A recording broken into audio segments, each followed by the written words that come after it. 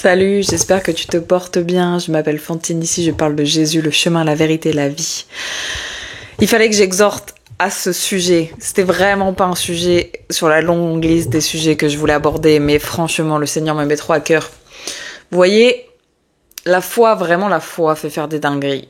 Ce que j'ai affiché là, il y a pas longtemps, où je priais sur un body pour mon futur enfant et tout ça, c'est gnognotte par rapport à ce que je fais dans ma vie par la foi. Et j'en suis vraiment à un stade de ma vie et de ma foi où je crois tellement dans les promesses du Seigneur et dans les choses qu'il m'a dites que je passe pour une folle furieuse aux peu de gens à qui j'en parle.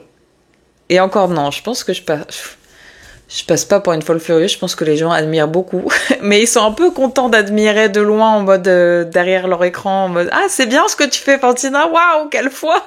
Mais tu vois, s'il était question de le faire pour eux, ils le feraient pas parce qu'en se disant « Mais attends, j'oserais jamais faire ça. » Bref, et en fait, j'avais à cœur vraiment le verset dans Hébreux 11, verset 6.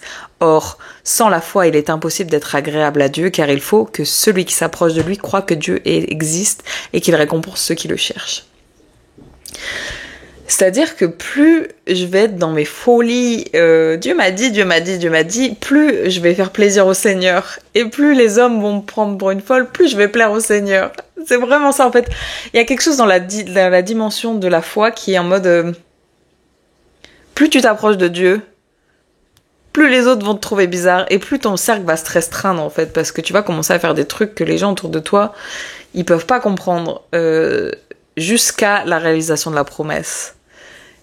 Et en gros, je trouve ça tellement incroyable parce que, voilà, moi je disais, dans la situation que je vis, plus la situation dans le physique, elle était merdique, plus ça sentait mauvais, plus le Seigneur, il était comme ça avec moi, plus il me disait « T'inquiète pas, c'est moi qui ai le dernier mot, t'inquiète pas. » Eux, ils disent « Mais c'est moi. » Plus ma relation avec le Seigneur, elle s'est construite, elle s'est fortifiée. Franchement, en un an, ma relation avec le Seigneur, elle s'est tellement fortifiée.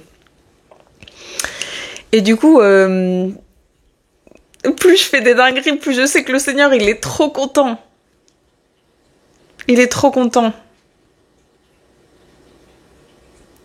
Et voilà. Et après, il est écrit encore dans Hébreux 11, verset 11. C'est aussi par la foi que Sarah elle-même a été rendue capable d'avoir une descendance malgré son âge avancé. Elle a donné naissance à un enfant parce qu'elle a cru à la fidélité de celui qui avait fait la promesse. Avant que le Seigneur il réalise ta promesse, il va falloir qu'il te travaille et qu'il te montre à quel point il est fidèle. J'ai entendu un homme de Dieu aujourd'hui dire j'ai une femme depuis 15 ans et je suis fidèle à ma femme et j'ai appris par ce mariage la fidélité de Dieu. Alors qu'avant, j'ai eu plus de 200 femmes et j'ai jamais été fidèle.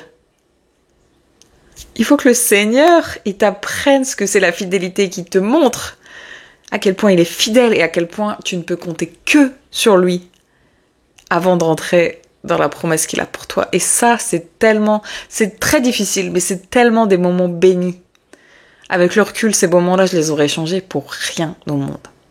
Même si pendant les jours où j'entendais moins le Seigneur, j'étais en mode, même encore, hein, Seigneur, pourquoi je t'entends pas?